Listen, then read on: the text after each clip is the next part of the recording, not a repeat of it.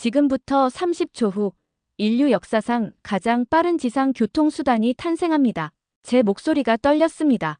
2024년 6월 20일 오후 3시 46분 30초 충북 오송 한국철도기술연구원 지하 3층 진공 튜브 실험동 직경 0.8m, 길이 30m의 스테인리스 튜브 안에서 곧 기적이 일어날 예정이었죠. 10초 전 제 심장이 미친 듯이 뛰었습니다. 6년 전 미국에서 버진 하이퍼루프가 무너질 때 저는 모든 것을 잃었다고 생각했습니다. 하지만 지금 바로 이 순간 저는 새로운 역사의 증인이 되려 하고 있었습니다. 5, 4, 3, 2, 1 발사. 진공 튜브 안에서 캡슐이 움직이기 시작했습니다. 모니터의 속도계가 미친 듯이 올라갔습니다. 100, 300, 500, 700, 900. 어머나 세상에. 1019km. 음속의 83%에 해당하는 속도였습니다. 세계 최초로 진공 튜브에서 시속 1000km를 돌파한 순간이었죠. 연구실이 환호성으로 가득 찼습니다. 동료들이 서로를 껴안고 울고 웃었습니다.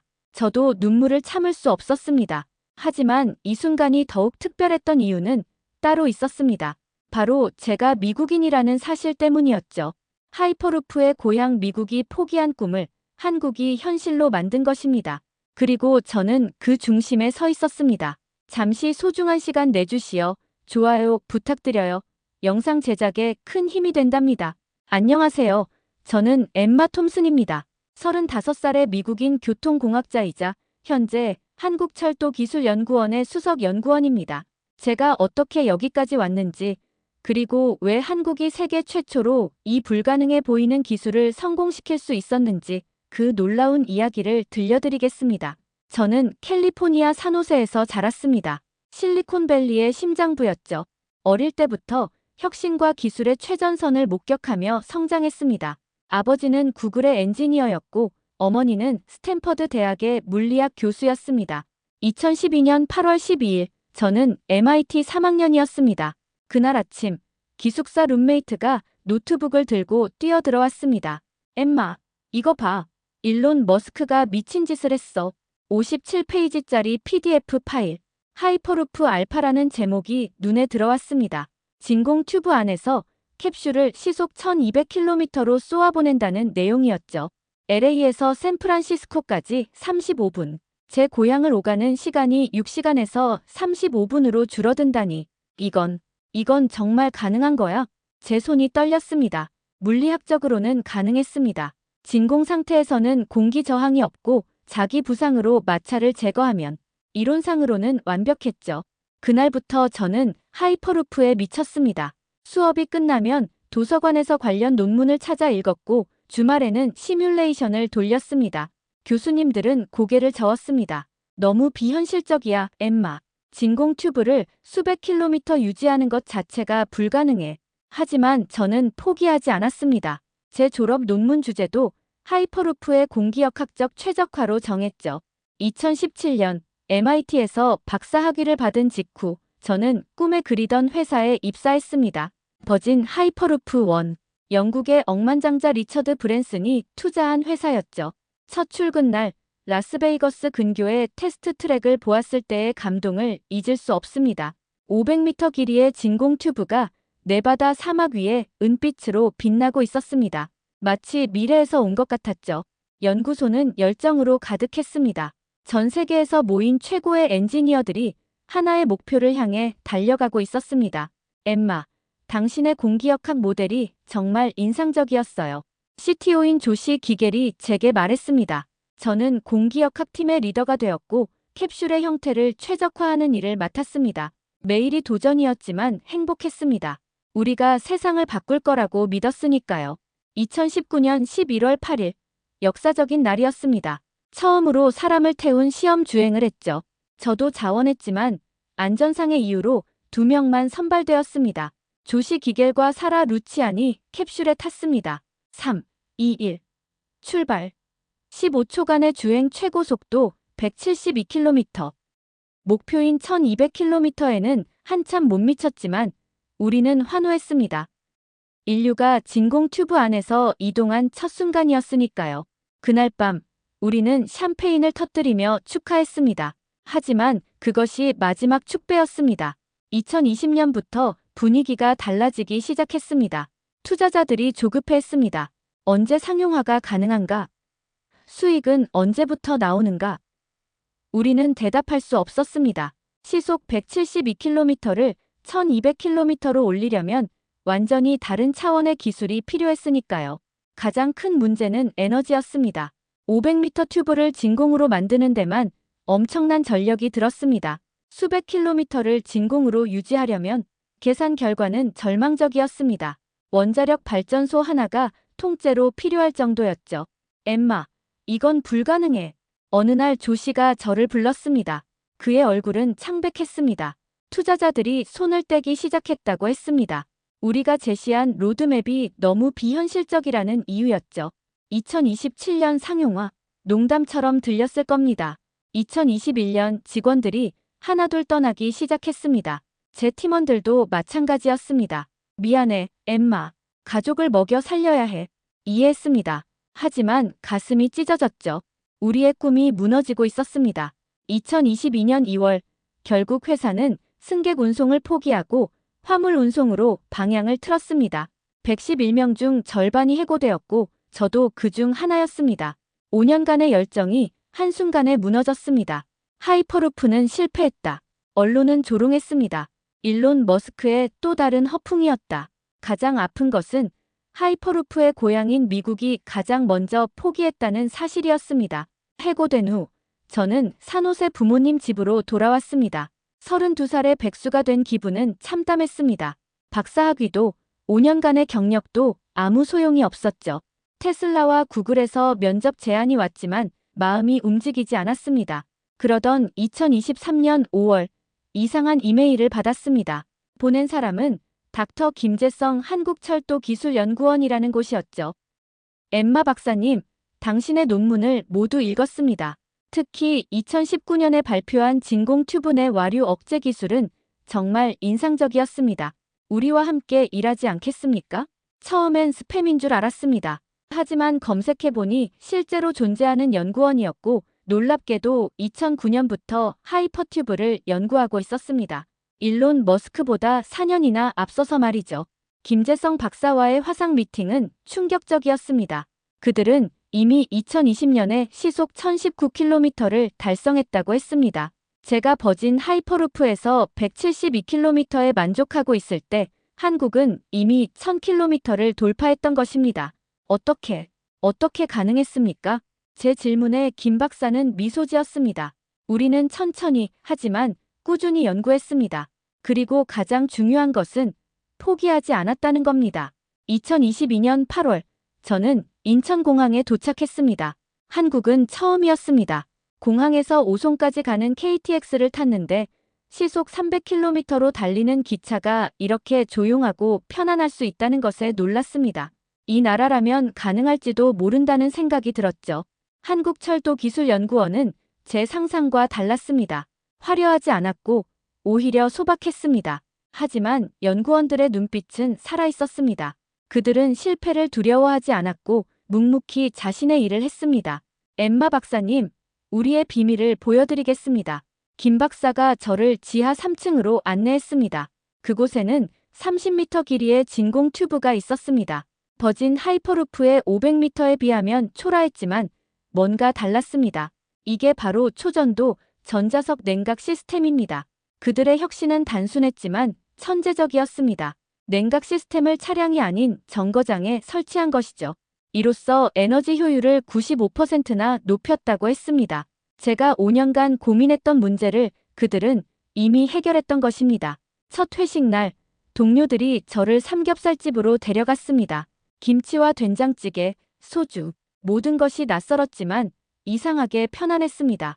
엠마 씨, 우리가 성공할 수 있었던 비결이 뭔지 아세요? 선배 연구원인 박민수 박사가 소주잔을 들며 말했습니다. 하면 된다는 정신이에요.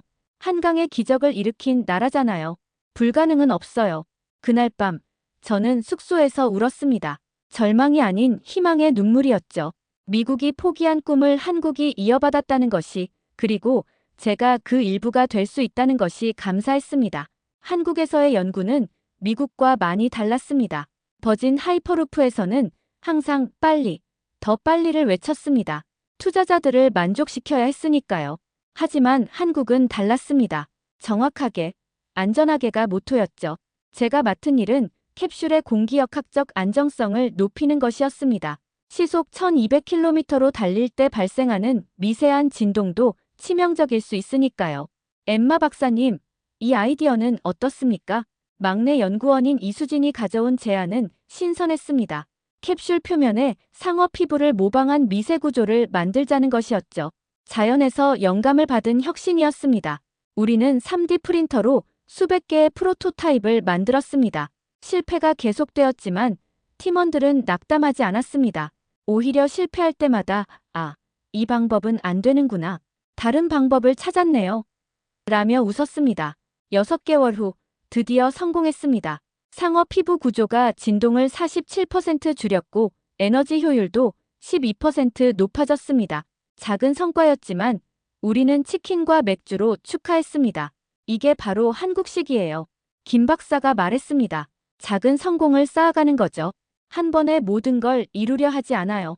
2023년 우리의 연구가 국제학술지에 실리기 시작했습니다. 네이처에 실린 우리 논문을 보고 전 세계가 놀랐습니다. 한국이 조용히 그러나 확실하게 하이퍼튜브 기술을 선도하고 있었던 것이죠. 흥미로운 것은 각국의 반응이었습니다. 미국 언론은 시큰둥했습니다. 한국이 하이퍼루프에서 앞서가고 있다는 기사 아래에는 어차피 상용화는 불가능하다는 댓글이 대부분이었죠. 제 마음이 아팠습니다. 제 조국이 이미 포기한 꿈을 한국이 실현하고 있는데도 인정하지 않으려 했으니까요. 중국은 갑자기 자신들도 시속 1000km를 달성했다고 발표했습니다. 하지만 증거는 없었죠. 국제학회에서 중국 대표가 발표할 때 질문 공세가 쏟아졌습니다. 동영상은 왜 공개하지 않습니까? 국제검증은 왜 받지 않습니까? 중국 대표는 당황하며 국가기밀이라고만 반복했습니다. 일본은 우리를 견제하기 시작했습니다. 진공 튜브는 비현실적이다. 우리의 자기부상 신칸센이 더 실용적이다. 하지만 그들의 최고 속도는 시속 500km. 우리의 절반도 안 되었죠. 유럽에서는 협력 제안이 쏟아졌습니다. 프랑스, 독일, 스위스 모두가 한국의 기술을 배우고 싶어 했습니다. 엠마, 당신이 한국을 선택한 건 정말 현명했어. MIT 시절 지도 교수님이 전화를 주셨습니다. 그제야 인정받는 기분이었죠. 2024년이 되자 우리는 더 큰 도전을 시작했습니다. 30m 튜브에서의 성공을 바탕으로 100m 시험선로 건설이 승인된 것입니다. 예산은 127억 원. 작지 않은 금액이었지만 정부는 과감하게 투자했습니다. 이번엔 실제 크기의 캡슐로 시험합니다. 김 박사의 선언에 연구원 전체가 긴장했습니다. 지금까지는 축소 모형이었지만 이번엔 사람이 탈 수 있는 실제 크기였으니까요. 설계부터 난관이었습니다. 캡슐 내부의 압력을 어떻게 유지할 것인가? 비상시 탈출은 어떻게 할 것인가?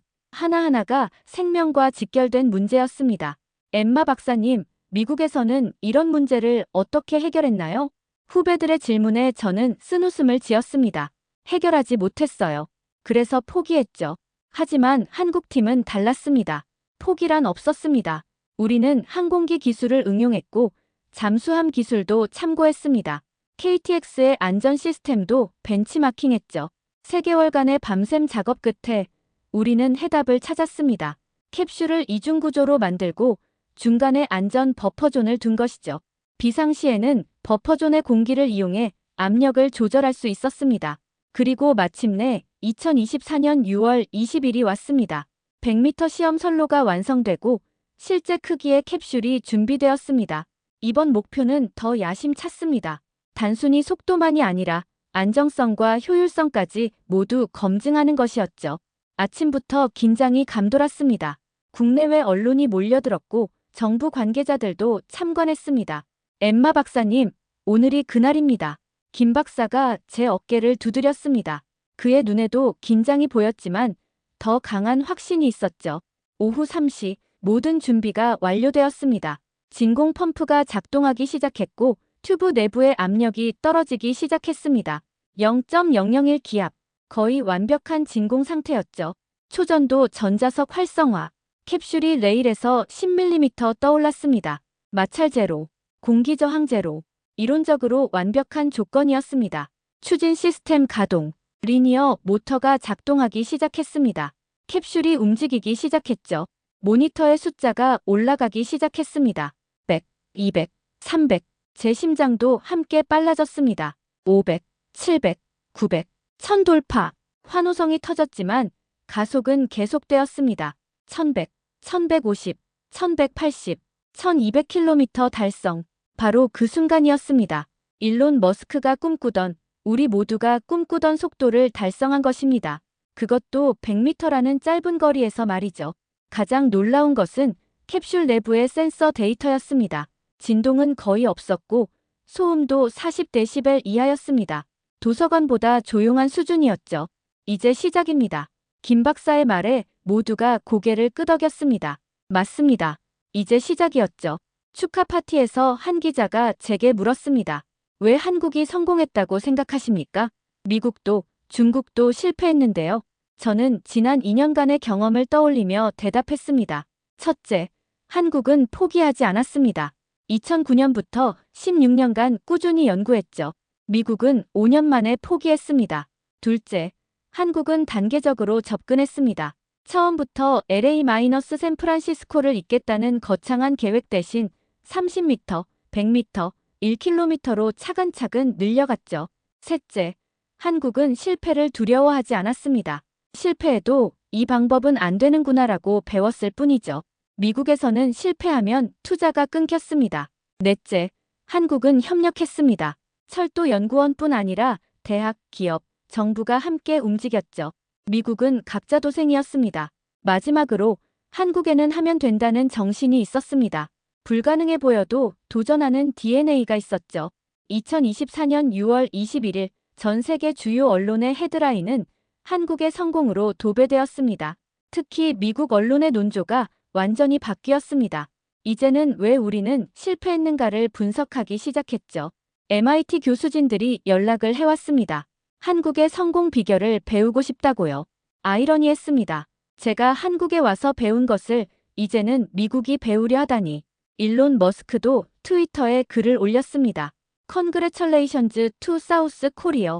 You made my dream come true. 그의 인정을 받으니 묘한 기분이었습니다. 중국은 갑자기 태도를 바꿨습니다. 기술 협력을 제안해왔죠. 그동안 숨기기만 하던 그들이 이제는 배우겠다고 나선 것입니다. 일본은 여전히 자존심을 지키려 했지만 젊은 엔지니어들이 한국으로 연수를 오기 시작했습니다. 유럽연합은 한국과의 공동 프로젝트를 제안했습니다. 파리-베를린을 잇는 하이퍼튜브를 한국 기술로 건설하자는 것이었죠. 하지만 우리는 자만하지 않았습니다. 100m에서 성공했다고 해서 실제 노선을 건설할 수 있는 것은 아니니까요. 앞으로 넘어야 할 산이 많았습니다. 엠마 박사님, 이제부터가 진짜입니다. 김 박사의 말이 맞았습니다. 가장 큰 과제는 경제성이었죠. 서울-부산 417km를 진공 튜브로 연결하려면 천문학적인 비용이 들 것입니다. 우리는 새로운 접근을 시작했습니다. 전 구간을 진공으로 만들 필요는 없었죠. 도시 구간은 부분 진공으로, 도시 간 구간만 완전 진공으로 만드는 하이브리드 방식을 연구하기 시작했습니다. 또 다른 과제는 안전이었습니다. 시속 1200km로 달리다가 사고가 나면 생각만 해도 끔찍했죠. 우리는 항공기 수준의 안전 시스템을 개발해야 했습니다. 실패는 옵션이 아닙니다. 이것이 우리의 새로운 모토가 되었습니다. 한 번의 사고로도 모든 것이 끝날 수 있으니까요. 한국 생활 2년차, 저는 완전히 적응했습니다. 아침엔 김치찌개와 계란말이, 점심엔 연구소 구내식당의 제육볶음을 즐기게 되었죠. 처음엔 매워서 힘들었지만 이제는 매운맛 없이는 못 살 것 같습니다. 엠마 언니, 오늘 회식 어때요? 막내 수진이가 물었습니다. 금요일 저녁이면 어김없이 팀 회식이 있었죠. 삼겹살에 소주, 그리고 끝없는 이야기. 처음엔 부담스러웠지만 이제는 일주일 중 가장 기다려지는 시간이 되었습니다. 여러분, 우리가 정말 대단한 일을 하고 있다는 거 알죠? 팀장인 박민수 박사가 소주잔을 들며 말했습니다. 200년 전 사람들은 시속 25km도 무서워했어요. 100년 전엔 200km가 한계라고 했죠. 그런데 우리는 지금 1200km를 현실로 만들고 있어요. 모두가 잔을 들었습니다. 미국인인 저도 한국인 동료들과 하나가 된 기분이었습니다. 국적은 달라도 같은 꿈을 꾸고 있으니까요. 하면 된다. 우리의 건배사였습니다. 단순하지만 강력한 메시지였죠. 여름이 지나고 가을이 왔습니다. 단풍이 아름다운 10월. 우리는 새로운 프로젝트를 시작했습니다. 1km 시험 선로 건설이었죠. 이번엔 실제 상용화를 염두에 둔 설계였습니다. 엠마 박사님, 이번엔 곡선 구간도 포함됩니다. 직선만 달릴 수는 없으니까요. 실제 노선에는 커브가 있을 것이고 우리는 시속 1200km로 커브를 도는 기술을 개발해야 했습니다. 물리학적으로는 악몽이었습니다. 그 속도로 커브를 돌면 엄청난 원심력이 발생하죠. 탑승객은 벽에 눌러붙을 것이고 캡슐은 튜브 벽에 충돌할 위험이 있었습니다. 자연에서 답을 찾아봅시다. 수진이의 제안으로 우리는 다시 생체 모방 기술을 연구했습니다. 이번엔 뱀이 모델이었죠. 뱀이 구불구불한 길을 빠르게 이동하는 방식을 분석했습니다. 3개월의 연구 끝에 우리는 해법을 찾았습니다. 캡슐을 여러 개의 관절로 연결하고 각 관절이 독립적으로 움직이게 한 것이죠. 마치 뱀처럼 유연하게 커브를 통과할 수 있었습니다. 11월, 우리는 일반 시민들을 대상으로 설명회를 열었습니다. 하이퍼튜브가 무엇인지, 얼마나 안전한지 설명하는 자리였죠. 정말 서울에서 부산까지 20분이라고요? 한 아주머니의 질문에 저는 한국어로 대답했습니다. 2년 만에 한국어도 꽤 늘었거든요. 네, 맞습니다. 비행기보다도 빠르죠. 그리고 더 편안합니다. 표값은 얼마나 하나요? 현실적인 질문이었습니다. 우리의 계산으로는 KTX의 1.5배 정도였습니다. 시간을 고려하면 충분히 경쟁력 있는 가격이었죠. 하지만 반대 의견도 있었습니다. KTX도 충분히 빠른데 왜 더 빨라야 합니까? 세금 낭비 아닌가요?